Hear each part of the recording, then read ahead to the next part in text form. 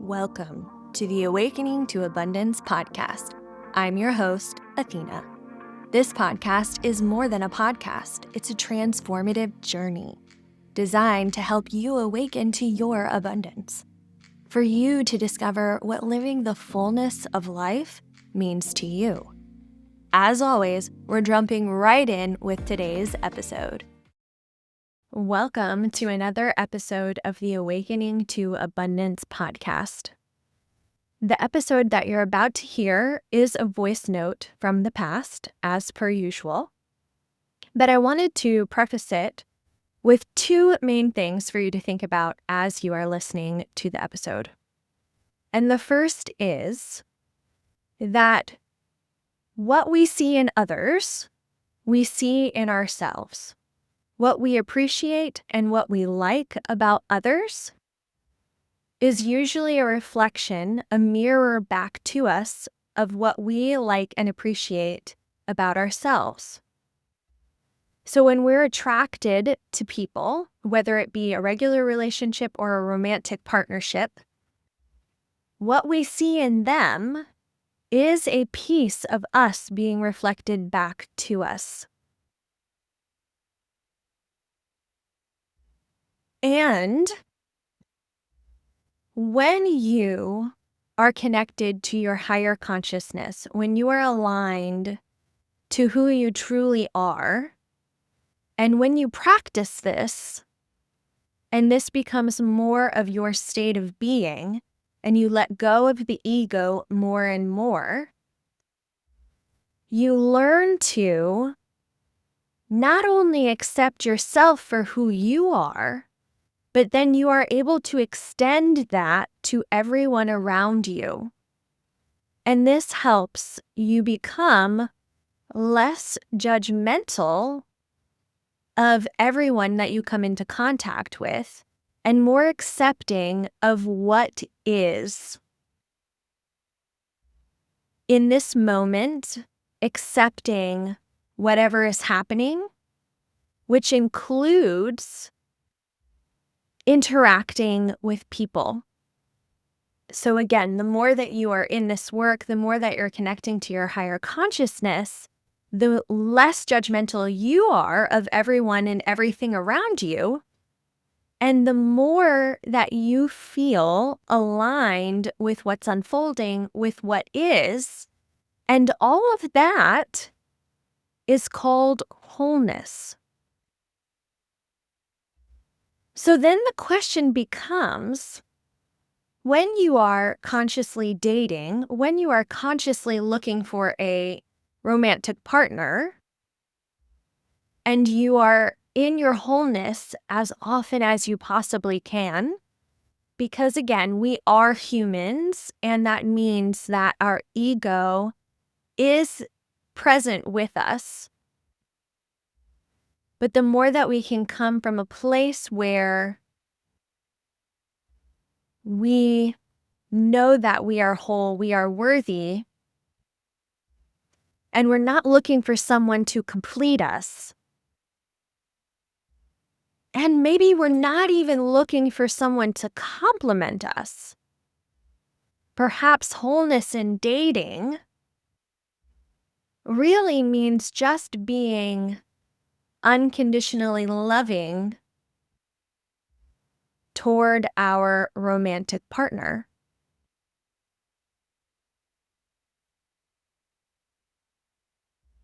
Perhaps romantic partnership invites us to go even more deeply into our ability to unconditionally love and not judge. And in return, because everything is an outpicturing, reflection, mirror about our internal state, perhaps that is yet another gateway into our wholeness. And it's just a continuous play where we are in our wholeness and we are utilizing that romantic relationship or consciously dating to see our wholeness as non-judgment and unconditional love for everyone that we come into contact with. And so it's a continuing dance, a continuous play where we get to deepen into what that wholeness and what that unconditional love can really look like for us and for everyone around us. Because we know when we embody wholeness, worthiness, consciousness, love, we extend that to everyone around us. But this voice note really reflects more of where I was in that moment and trying to grapple with the difference between someone completing us and someone complimenting us. And what does that look like at that time? And when we think about romantic partnerships as completing us, we're really coming from a lack, scarcity, and fear place because we feel like someone needs to complete us because we feel like we are not fully whole or we are fully worthy of being a complete person in just ourselves. So wherever you are, whether you are looking for someone to complete you right now, or you are moving along the spectrum and looking for somebody to compliment you, or you continue down this path of wholeness and unconditional love, and what does it look like to be in that type of super conscious relationship. And I'm sure there is yet even more that I don't know about yet. Wherever you are on this spectrum, I hope that you will take a moment to be in the question for yourself today and just see what this episode brings up for you. Because no matter where you are, you're exactly where you're meant to be. I hope that you enjoy this episode. Okay, if we move out of a relationship and don't necessarily give ourselves enough time to grieve or come out of that relationship and find our own wholeness, if we are moving into a different relationship quickly and are magnetized by certain people or attracted to certain people, where we see in them reflected back to us parts of ourselves that we have lost or hidden away. Not lost, right? Because it's never really lost, but it feels like it's lost or has been taken away from us. But really it's just been hidden, and it can always be reawakened. If that is the case, and we are not moving from wholeness, we're looking for somebody in that moment to kind of complete us as opposed to being complementary to us.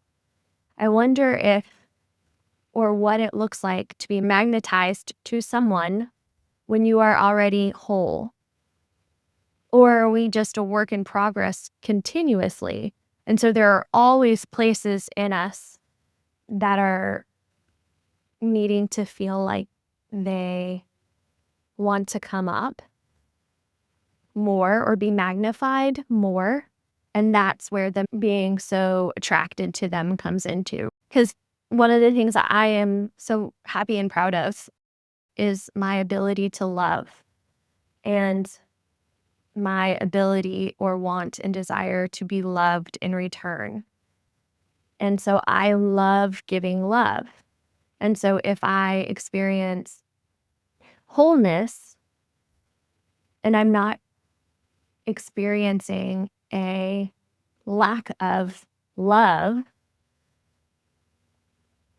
then when I find somebody that I'm attracted to that is in wholeness or gives out as much love as I do, is that what I am attracted to most still? Because our capacity for whatever it is can be expanded and grow. So it's not just about the lack of something that we have or feel or that's been hidden away in ourselves that we're attracted to in other people being reflected back to us. But indeed, or in fact, could it really be also that even as much as when we are in wholeness, those same things that we have a capacity for even more of are attractive to us and other people? Such a good question. And also, it makes me think of the last time that I had a major relationship. And then I got out of that and then I waited for 10 months and then I started dating again. And I really believed at that point that I was going out unattached. I was very unattached. I really just wanted to get to know people, genuinely just get to know people and like what life are they living and why. And there was some real unattachedness there. But also there wasn't wholeness. And of course, I believe that wholeness is a continued process and that in any given moment that we can feel whole and then an hour later we can feel incomplete. But I think that our capacity for wholeness even elevates. And so I hold now more moments of wholeness than I ever have in the past. And so I wonder if it's not just unattachment that helps us find a real good partner or match, but if it's also a feeling of wholeness, right? And that like I'm looking for somebody to complement me, not to complete me. And not from like an independent woman kind of way, like I've got all my shit together and like I'm independent and I don't need anyone. That's not what I'm talking about either, because that in itself seems like a form of lack. But this real feeling of love and worthiness in myself. And I'm just going out there and going to meet people and we'll see what happens. So it's not just being unattached, but it's really having this sense of wholeness and this sense of worthiness. And then I think that sometimes earlier feelings of unattached to the outcome, just going to get to know people, if not given enough time to come out of that previous relationship, can feel a lot like that I'm independent, I'm Miss Independent. But in reality, it's not necessarily just about being Miss Independent, but it's about, and maybe that's the start, Miss Independent, right? But it goes into that worthiness. And then when we are feeling worthy and whole by ourselves, that's when the magic truly happens. Because then when we find somebody that does reflect back the wholeness or the things that we feel that we could have even more capacity for, then it asks us to move more deeply into that, not from a lack standpoint, but from a real, authentic place of growth and expansion. Thank you for listening to this podcast episode. and being part of this community. I want to hear from you. Did something resonate with you in this episode? Are you experiencing awakenings or synchronicities in your life? Email me at podcast@abundancewithathena.com or DM me on Instagram at abundancewithathena and share with me your stories. And until next time, keep awakening to the abundance that's always within you.